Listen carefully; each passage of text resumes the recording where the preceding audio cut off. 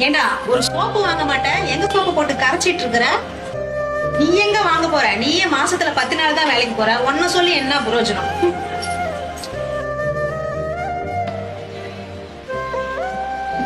சூப்பரா இருக்கா யாஸ்னா, நீயே செஞ்ச?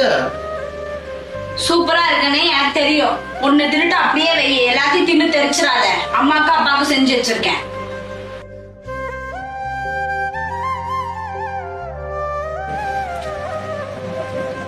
டேய் வண்டி பஞ்சர் ஆயிடுச்சு, போய் பஞ்சர் போட்டு வா. சரிப்பா.